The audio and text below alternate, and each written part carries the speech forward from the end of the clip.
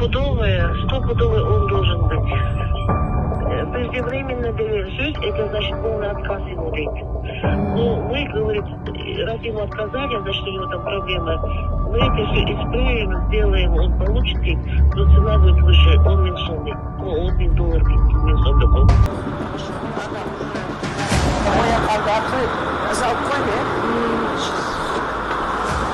Тоже, крепко, кстати.